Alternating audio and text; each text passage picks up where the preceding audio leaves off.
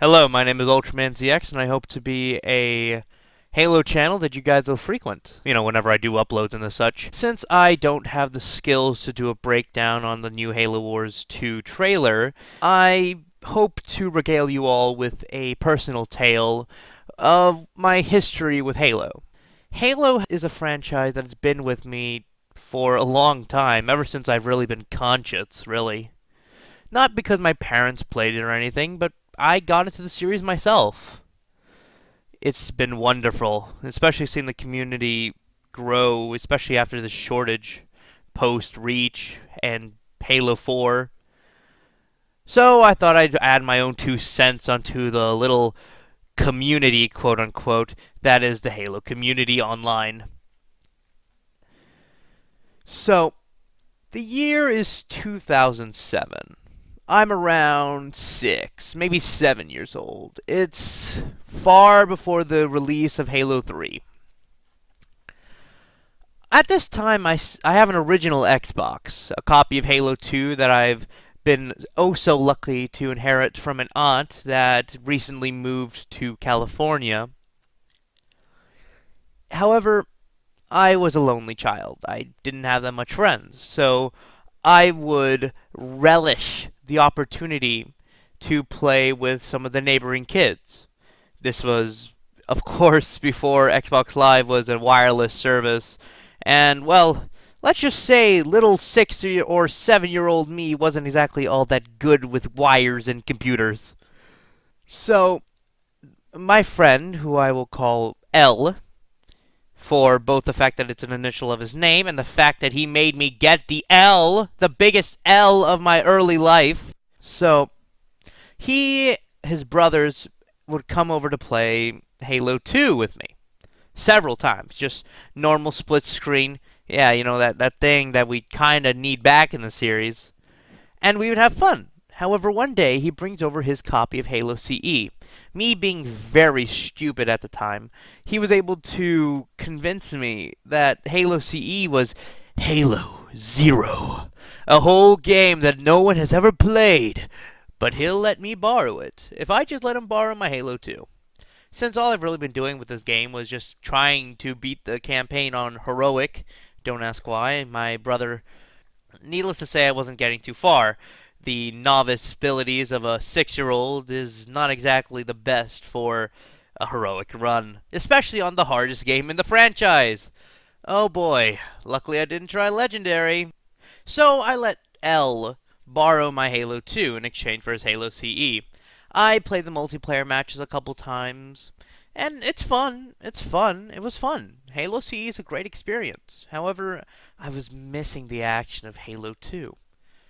A week passed, and eventually I was banging down on the door. It had been several days past when he was supposed to give me back the game. His mother answers the door and yells at the boy, L, to give me back my disc. He's gone for a second, however he soon comes downstairs and gives me the disc. Halo 2, its glorious orange image, a wonderful visage to return to. I thank both the mother and L before running off back to my house. I put Halo 2 into the Xbox, and I booted up. Oh, that beautiful, beautiful intro sequence, opening up to a glorious green UI with little radioactive-like things. Skipping forward. I boot up the game, and I decide, hey, I'll try the second mission of the campaign. Shouldn't be that hard, pretty easy. So I boot up the game, I hit the button to start the campaign mission, but there's a problem. The campaign mission refuses to load. Of course, I am completely bewildered at this point. What? Why isn't Halo 2 loading? I pull out the disc, and I flip it over. Surely there had to be some sort of smudge I could just wipe off with a napkin or my shirt. But no. Oh boy. I felt as if a knife grazed deep into my heart, deeper than the Grand Canyon, almost as deep as the cut in the back of my disc. God dang, it was terrible.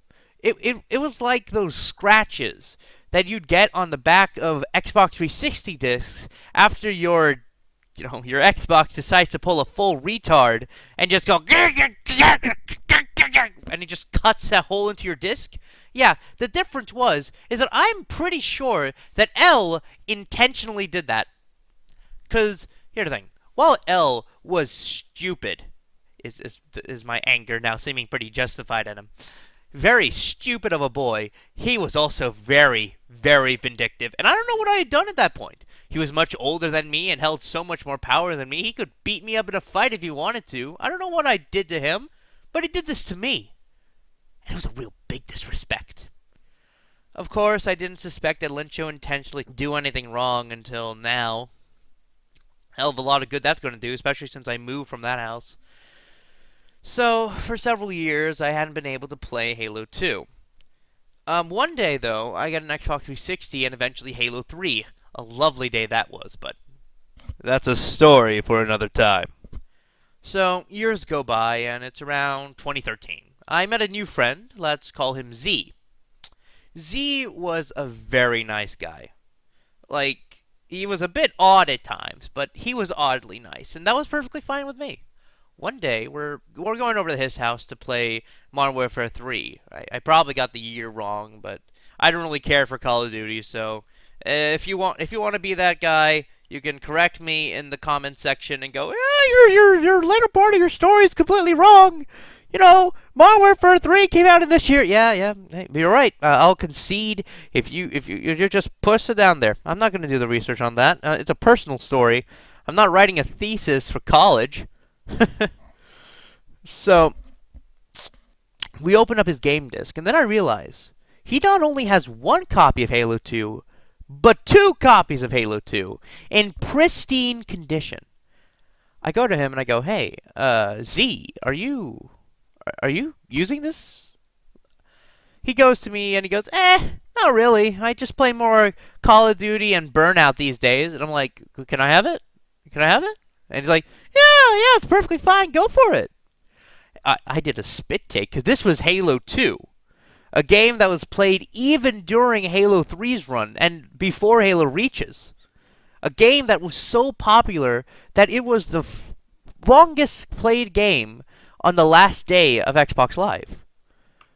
Second to none. Oh, praise thee, noble 14. Anyways, back to the story. So, eventually, I pick up the disc, and after we play some Modern Warfare 3, I take it home. I put it into my Xbox 360, and as it loads up that screen that says, "Oh, classic Xbox games," I can feel tears dropping from my eyes. Manly tears! I'm pretty sure. And it was just so nostalgic to see that wonderful blue menu, to see all of that desolation, yet so much hope. I booted up the campaign, and let's just say I had the longest 5 to 10 hour just streak of playing Halo 2 on Heroic. I did not quit until the final cutscene. And when the final cutscene stopped, I pulled out the disc, I put in Halo 3, and I refinished the campaign on Legendary. No skulls on because I'm a pansy. And it was such a refreshing experience to finally know what happened after the third mission of Halo 2.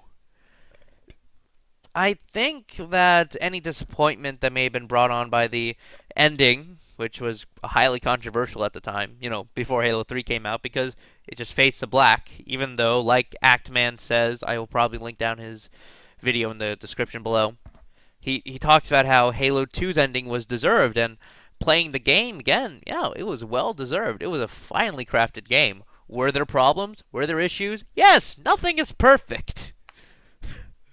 But was it damn near perfect? Hell yes. Well, that was the tale of why I couldn't play Halo 2 in its prime years, but hey, I eventually got it done, and it was pretty fun. I will probably do more personal stories, and hey, if demand for this video type series comes, I'll try and produce more in my spare time and the such. I love you all, and May the glow of the rings guide our path.